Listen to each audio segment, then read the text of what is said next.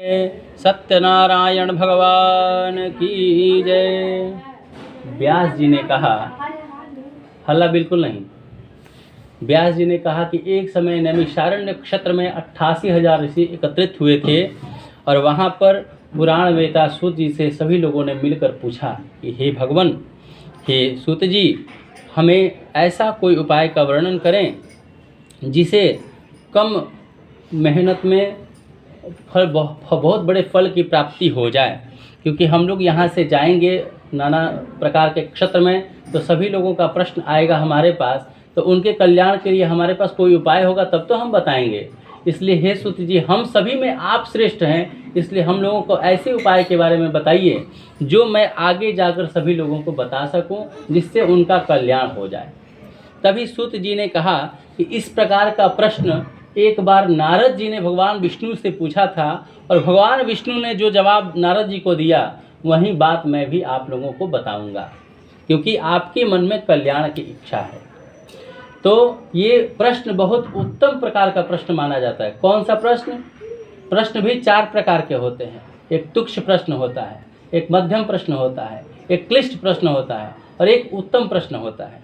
सारे का व्याख्या हम यहाँ करना उचित नहीं समझते हैं। इतना ये जान लीजिए कि जो प्रश्न हो जिसका जवाब अपने कल्याण के साथ साथ समाज और परिवार के भी सदस्यों का कल्याण हो, इससे जुड़ा हुआ प्रश्न उत्तम प्रश्न माना जाता है।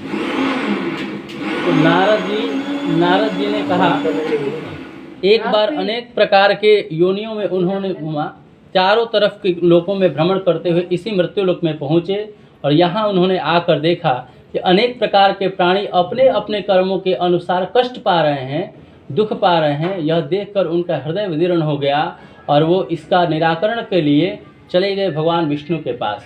उनके हाथों में शंख, चक्र, गदा, पद्म और वनमाला पहने हुए थे। भगवान को देखकर नारद जी स्तुति करने लगे और उन्होंने कहा कि हे नारद, तुम किस काम से आए हो, तेरे मन में क्या विचार है? तभी नारद जी ने कहा कि हे भगवान, मैंने सभी लोकों में भ्रमण किया, सब लोग तो सुखी हैं, किंतु जब मृत्युलोक में मैं गया तो वहाँ देखा कि अनेक प्रकार के प्राणी अपने अपने कष्ट के अनुसार, अपने अपने कर्म के अनुसार कष्ट और दुख पा रहे हैं। उनका दुख दूर कैसे होगा, इसी प्रश्न को लेकर मैं आपके पास आया हूँ। तभी भगवान विष्णु ने कहा कि तुम्हारे मन में तो बहुत श्रेष्ठ विचार आया है और तुमने दूसरों की भलाई करने की इच्छा से मेरे पास आए हो, इसलिए मैं ऐसे उत्तम व्रत के बारे में बता देता हूँ जो देवताओं के लिए भी दुर्लभ है। देवता भी इसे नहीं कर सकते हैं, लेकिन तुम्हारे प्रेम के वशीभूत होकर मैं इस बात को कह रहा हूँ, ये गुप्त बात को। एक सत्यनारायण भगवान का व्रत है जिसको करके मनुष्य अपने सभी कष्टों को भुला सकता है, सभी दुख को मिटा सकता है। तभी नारद जी ने कहा कि इस व्रत का क्या फल है, क्या विधान है, कैसे करना चाहिए, सब कुछ विस्तार पूर्वक हमें समझा दीजिए। तभी भगवान ने कहा कि यह दुख और शोक का नाश करने वाला, धन और धान्य को बढ़ाने वाला, संतान को देने वाला और युद्ध में विजय को प्रदान करने वाला यह सत्यनारायण भगवान का व्रत है।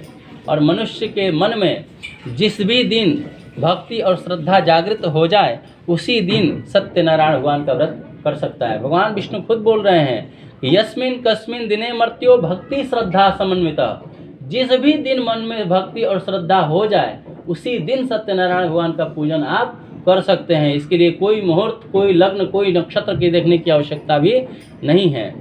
तभी भगवान ने कहा कि यदि दिन भर में कोई ये पूछे कि सबसे उत्तम समय कौन सा है, तो सबसे उत्तम समय सुबह, दोपहर, शाम और रात में उत्तम माना जाता है गोधूली वेला, यानी कि सूर्यास्त के करीब वाला जो समय है वो गोधूली वेला बोलते हैं। वो सबसे श्रेष्ठ समय होता है सत्यनारायण भगवान का पूजा करने का। वैसे दिन भर कर सकते हैं। और केले का फल, प्रसाद, घी, दूध, गेहूं का चूर्ण लें, सबको इकट्ठा करके भगवान को नैवेद्य लगाएं और तत्पश्चात कथा श्रवण करके ब्राह्मण को दक्षिणा दे, भोजन कराएं और यथावत इस तरह का व्रत का पालन करते हुए रात्रि भर जागरण करते हुए भगवान का कीर्तन, नाम कीर्तन करते हुए रात बिताएं।